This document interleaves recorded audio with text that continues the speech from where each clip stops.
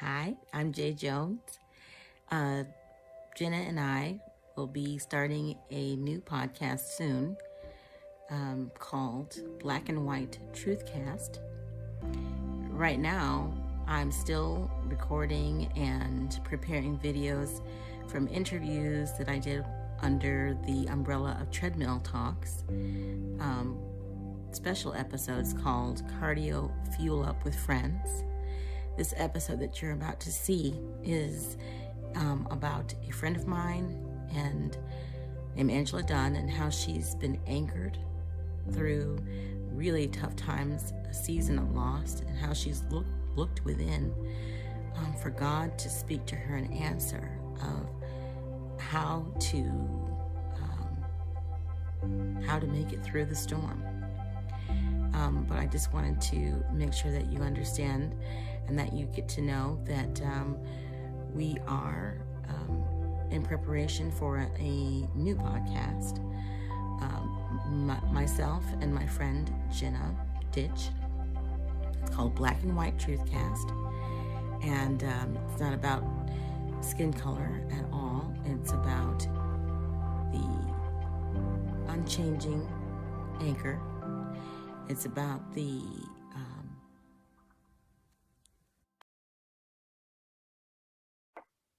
Hi, this is Jay Jones. This is a special episode of Treadmill Talks with Jay Jones. It's called Cardio Fuel Up with Friends. So I'm Jay. This is my friend Angela Dunn, and she's here with me. Hi, Angela. Hi, everyone.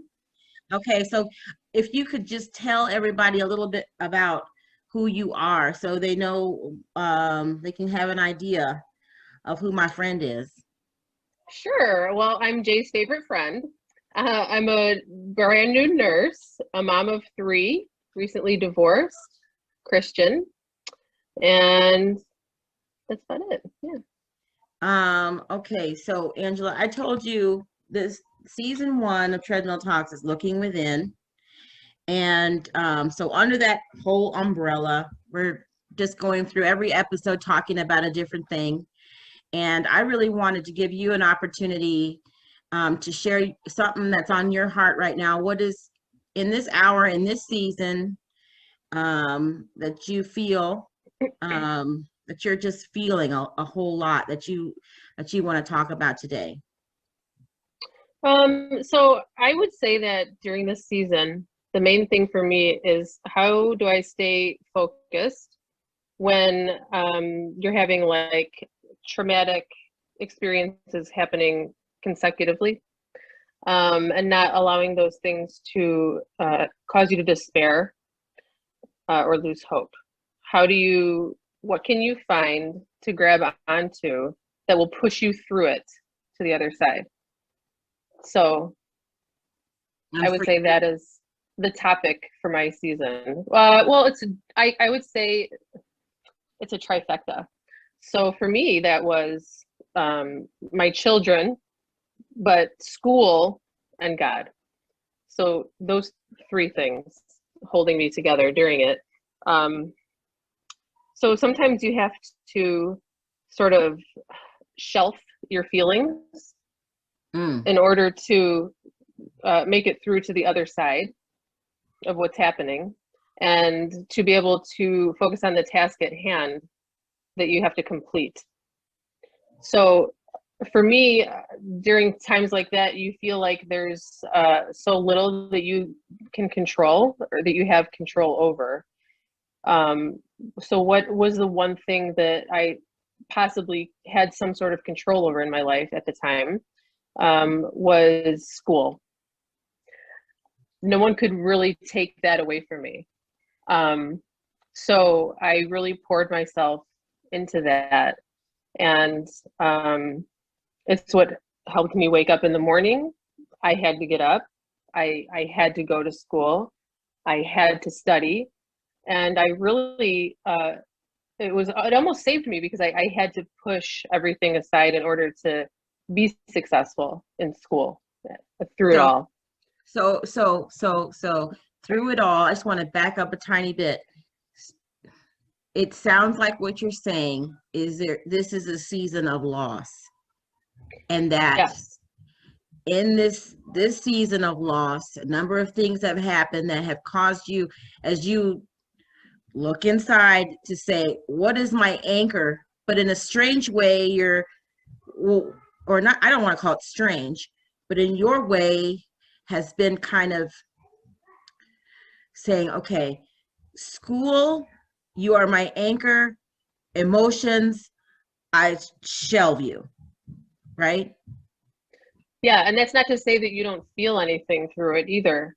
And I mean, really, God is my anchor, but He's given me this because when you have so much change happening at the same time, I feel like part of how we define ourselves or identify ourselves is by the things that we're attached to around us. Yes, And yes. when those things are removed, such integral parts of your life, you can find yourself saying, how do I fit into the world anymore? Yeah. Who am I now?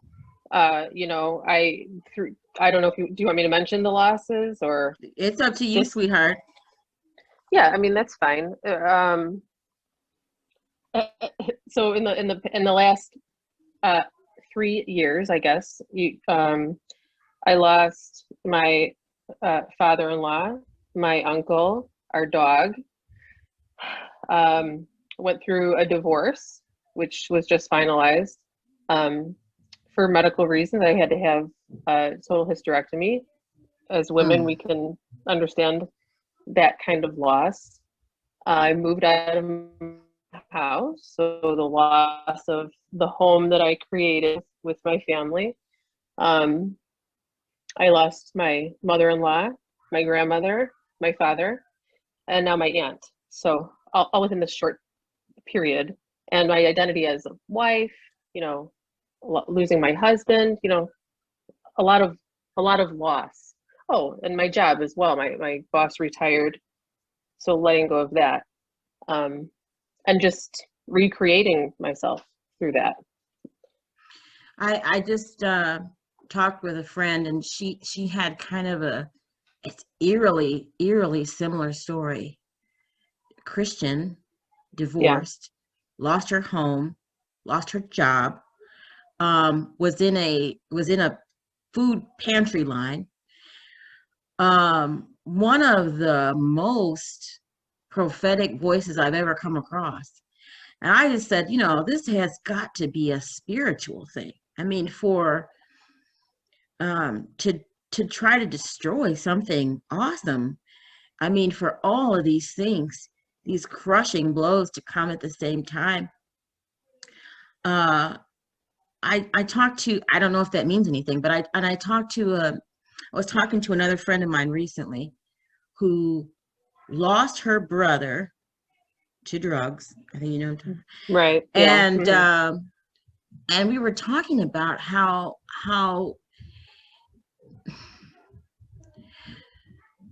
when things are lost or they're destroyed, this visual came to me a long time ago. It's like when you break a glass in carpet. If you break a glass in the carpet, you can get a lot of it up, but at some point you come across it and it cuts you. And it's like you're not prepared. And when you lose somebody like that, okay, you lose things. The loss is so strange that it shows itself in different ways.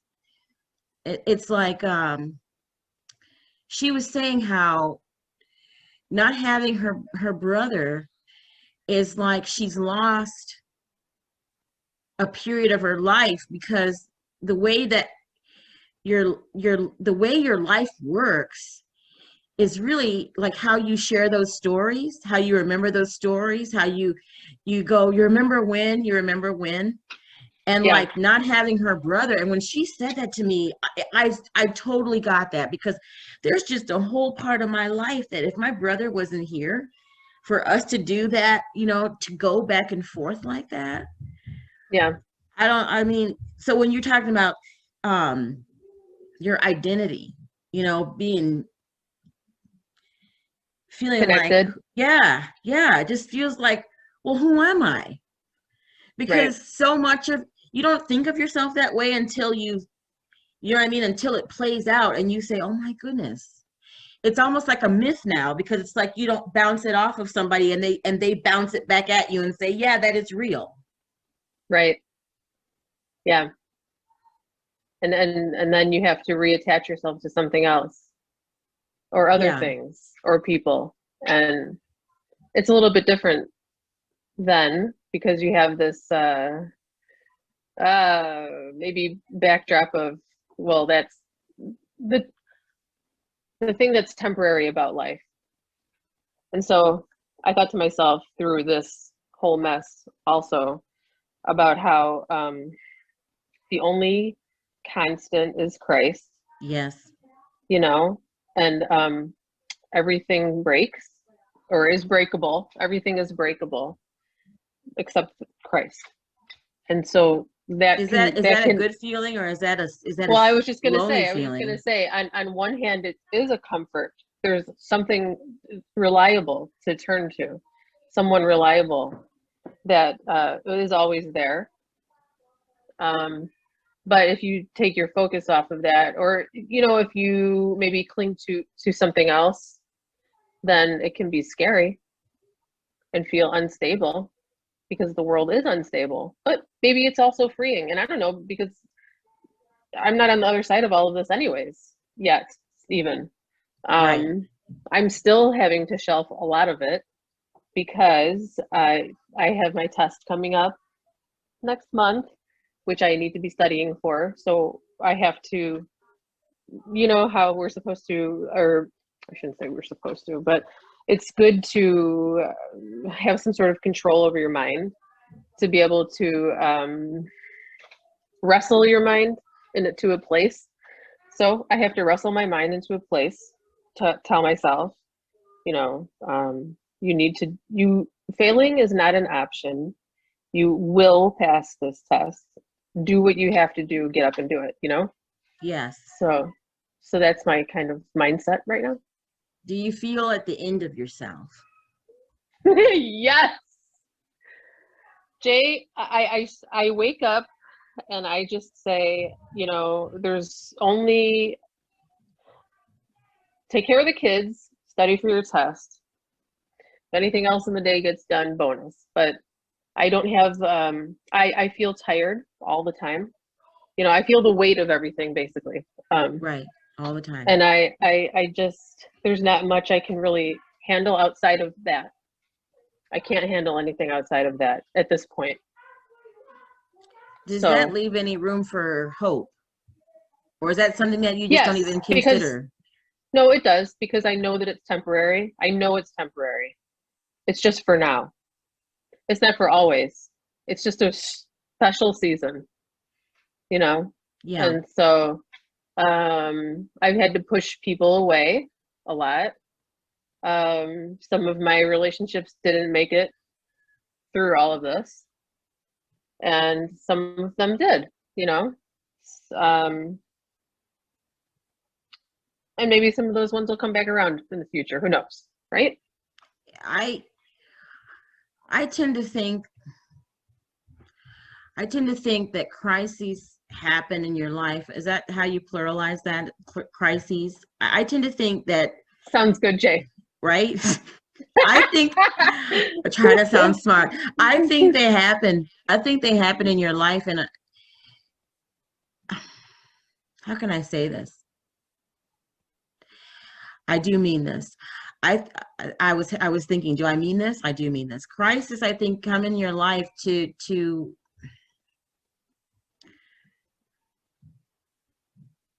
help you understand and do some things sometimes that you cannot understand otherwise and would never do otherwise.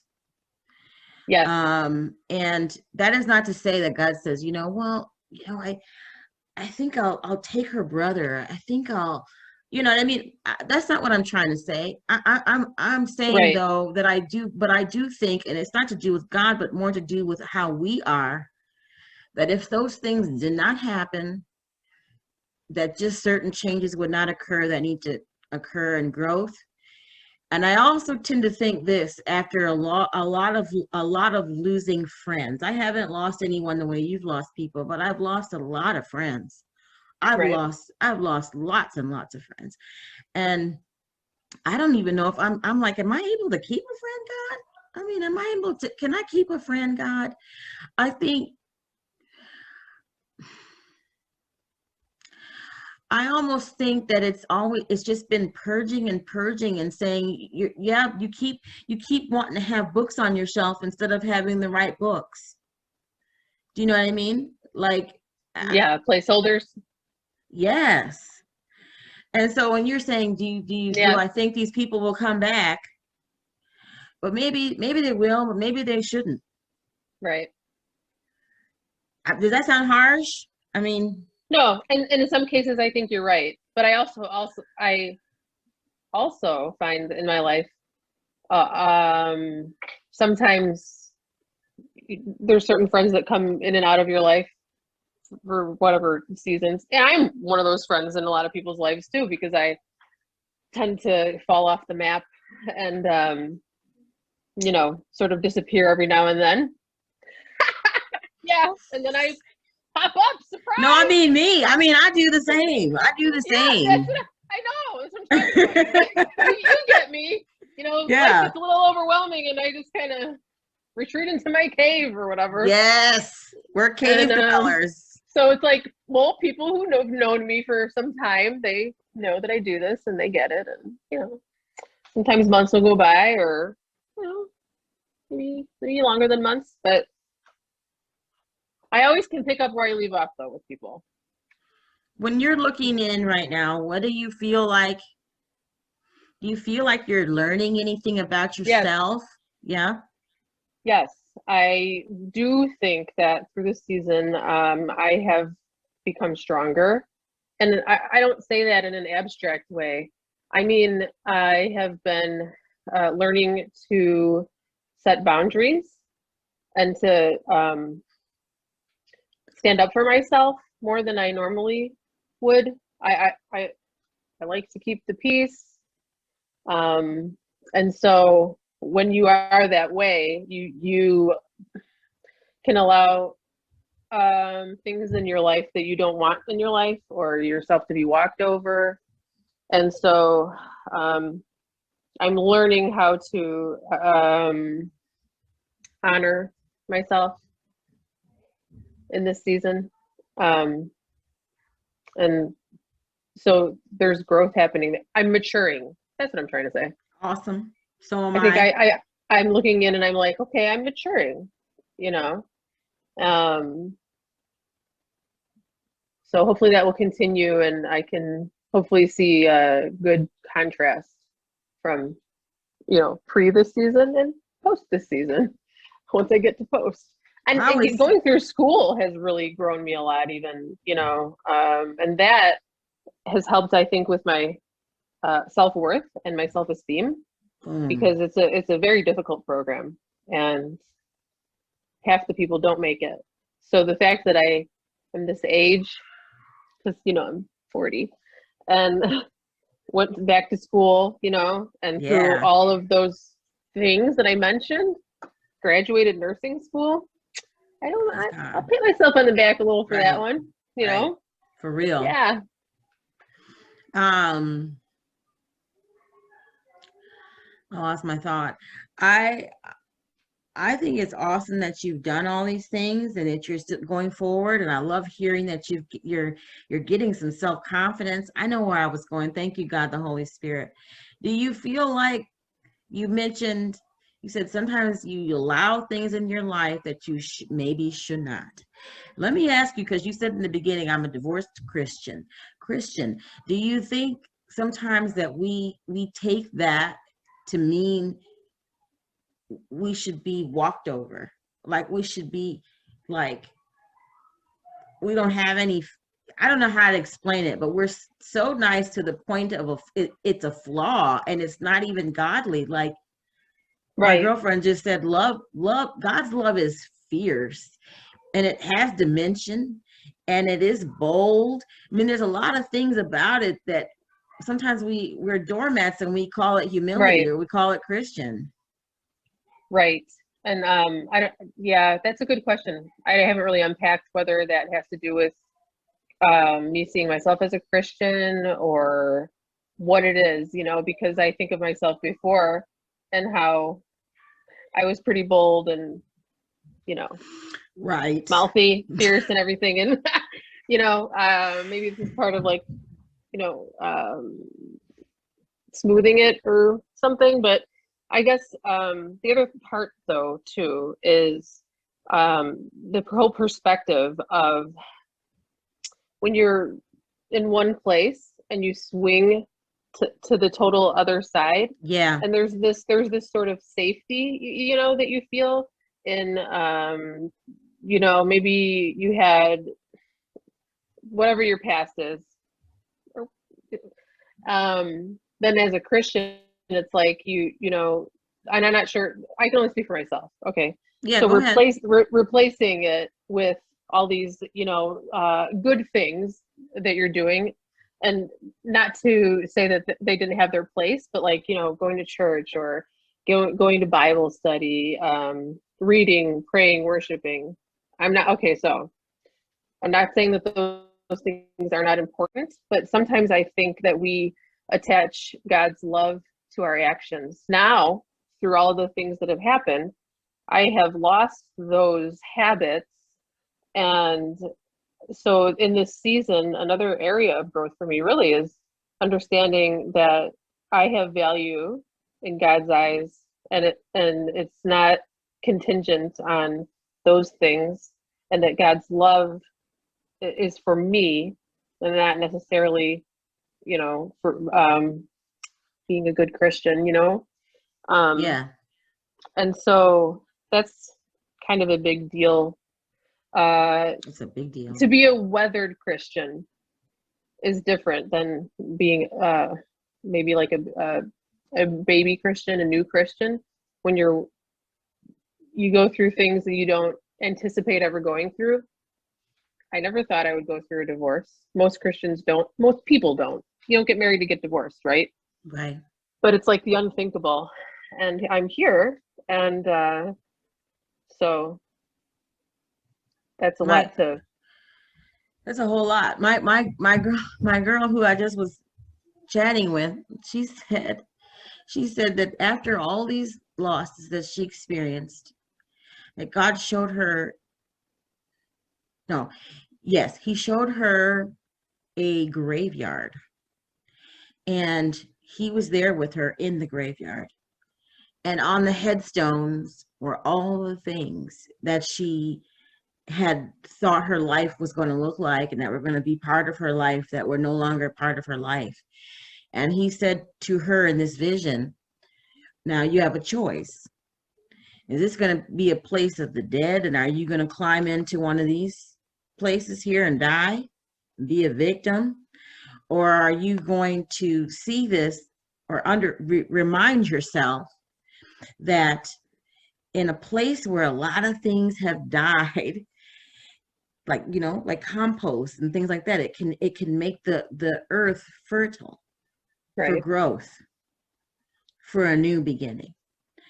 And I was like, ooh, that is like, I think, Exciting. right, it's exciting. And how Yeah. many of us, I mean, we all have our own graveyards. We all have our own graveyards. I mean, they don't look the same. They don't have the same headstones. Just so many expectations that are not met, friendships that didn't go where you thought they were going to go. It's, you know, all the things, you know. Yeah. I was thinking about you saying you're mature, you're maturing. Maturing. I feel the same way. When I look around, and I don't, this is what makes me, you saying that made me wonder this. Am I maturing? Are you maturing? Have we come on late? Or are other people just pretending? Right.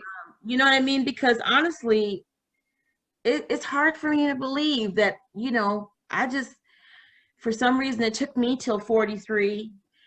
But everybody else had it at 20. I mean, I I just find that super hard to believe, and maybe that's arrogance on my part, but I just wonder, like, is everybody else real good at having a face, or they're real comfortable wearing a face? Because I'm just not super comfortable wearing one. I think that the trials that we have been gifted with are just that, in a sense, a blessing, because I don't, I know you say, and people say, everyone has their struggles and that's true. That is true. But they don't all measure equal. You know what I'm saying? And I mean, like, people like you or me, we've experienced some pretty real things. But Yeah. not everybody experiences those things, Jay.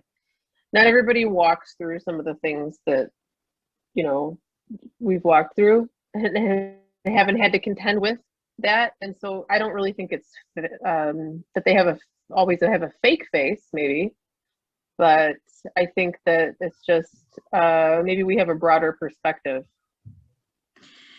Yeah, I wonder because, like, for instance, I've never lost a baby. I never miscarried to my knowledge. Although people miscarry, it doesn't. They tell me it doesn't always. It could seem like a heavy period. Right. So, I don't know, but like that kind of story, a normal person could go through. I mean, you know what I mean? Like they don't have to have a super heavy life and gone through that, but they can have gone through that. And I know that that's Right. really hard. And I've never gone through things like that. I guess more what I'm saying than that is just like I feel like sometimes I feel like is it an outsider? Is it a just feel Yeah, very girl. different. Yeah. Oh, we said it at the same time. I feel so different. I get it, but I mean, honestly, I can't think of a time in my life that I didn't feel that way. I have always been the odd bug, Yeah, and I actually wrote in my prayer journal. I wrote my prayer journal. This is not my prayer journal. This is my Steve Harvey prayer list, girl, that I'm keeping. Yeah, and which I'm going to start one, by the way. Thanks for the inspiration. I love, what it made me realize is that I think of God as too small. The stuff I was asking on here, I was like, you think all God can do is that? That's all you think he can do? But what did I write on here? I said, this is what I said. God, please turn insecure, outcast thoughts and feelings to secure sanctification comprehension, knowing I have been set apart for such a time as this. Because I think that's not really my belief. My belief is that you're just weird. You know what I mean? And you may be, Jay, and that's okay. But you know what? I don't think weird is bad. The people that I love the most are the weirdest, Yeah, I just don't think it's from God though to say that. I think God would not ever say that. Well, maybe he would say set apart. That's what I just said to you. Listen, so I think we're supposed to be wrapping. Believe it or not. As we wrap on this, I just want you to say anything you wanted to say about loss, because we didn't super focus on that, but just on this season of loss and what it feels like to be looking inside. What are questions you have? What are you processing? Things you're asking yourself, things you're thinking about that you hadn't thought about before at this time. I think that it's important to know that it is okay to sit in it. It's okay to be depressed, which is what I am, really, if I have to be honest. I'm depressed. I admit it. I know it's temporary. Um, I'm grateful that I'm not struggling with things like being angry at God or blaming God. I don't struggle with that. Um, I just have a heavy feeling of sadness. But it's so refreshing to feel that feeling without the despair attached to it. You know, I mean, like thinking about the loss of my marriage, for example, I remember feeling the feeling of sadness and heaviness in my marriage, but with that also despair, not feeling like an end would ever come to, you know, whatever that would look like. I know there's an end to this. And so I don't really know what else to say about it because I'm still in the middle of it, Right. you know? And people don't always understand. So, What do you say to people? Speak to your people right now, girl. Not weird, not sanctified, set apart people, but speak to people who do know what you're talking about, who do feel that heaviness of depression, who do feel there's a part behind a curtain that people don't, they're not behind that curtain with you, but there are people who are. Speak to those people. yeah, I mean, I would just say this, that this world and everything inside of this world is temporary. And we don't get to say when or how long we have the things or the people that we have. And people in their mind want to uh, ascribe a number to others as far as how many days they deserve or ought to live or we ought to have them. And then when someone dies unexpectedly or too soon, they feel gypped. But we're not promised tomorrow. No one is promised tomorrow. So it's important to enjoy the moments that we have moment by moment and be grateful for the moments that we have moment by moment. And every day, every breath is a gift. Every breath is a gift. What does last forever is eternity and the souls that live inside of our vehicles that we're on earth with. But one day the soul will come out, and that's just the reality.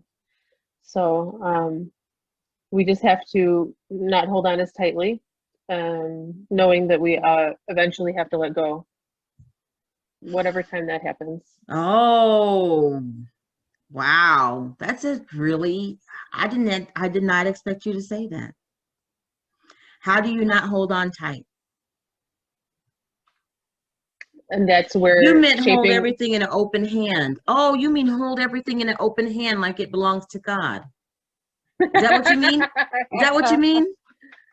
yeah, it's a perspective, you know, the lack Wow. of control. We have a lot less control than I think we think of, and you know, we're not being slighted. You know, we're not being slighted. Ooh, you said some strong stuff there, girl. I did not. That was, let me read one more thing to you. I don't want to put you to sleep, but I read this to you. I love you, Jay. This is from Lord of the Rings, girl. Sam Love that Wise, movie. Sam Love that Wise Gam, series. me too, girl. Sam Wise Gamgee, he says, I thought you were dead, but then I thought I was dead myself. Is everything sad going to come untrue? He says that. And then Timothy Keller, he says this. He takes off of that quote and says, everything sad is going to come untrue, and it will somehow be greater for having once been broken and lost. I love it. I, girl, when you said just have it in your open hand, don't hold on too tight, and we're not gypped. I just feel like that's faith, that you trust, that you're trusting something bigger, because that sounds almost, I don't know how to say it. That doesn't sound despairing. at all. It doesn't sound like a despairing thing to say. Do you think it is? No, I don't. Right. So anyway, all these sad things are going to come untrue. So when I heard that, that gave me chills, because we can go through tribulation in this earth, and sometimes our whole life feels like tribulation.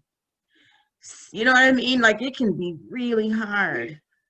Yeah. Remember you said it a long time ago, you said it feels like it's always raining. And Yeah. I'm getting a little choked up, but that's just the part where we're here in the earth and we're stuck in this time, right? But someone else said this: while there's tribulation and you go through tribulation in the earth, that your spirit stays sweet. And the same way as when I heard the sad things will come untrue, that person saying that gave me like permission to say, yeah, my life has been pretty flipping hard, if I'm going to tell you the truth. And it's hard when you're a Christian to like kind of make that jibe. But when he said that, I said, that's how it works. That's how it works. There is more to come. This is the shortest, hardest part of an eternal life. The shortest, hardest part of eternal life. You know? So anyway, I don't know if that went anywhere, but you made me think that. Yeah, I'm glad that we had this treadmill talk.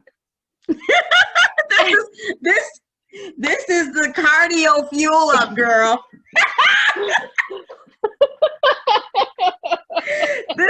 You're gonna make me look crazy. This is the let's just pretend. Yeah. Well, as I'm looking within,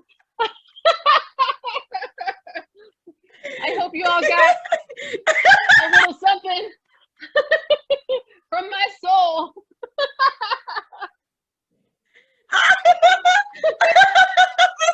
This is the cardio fuel. I'm trying to do that thing, girl. The floss thing you do. Oh my gosh.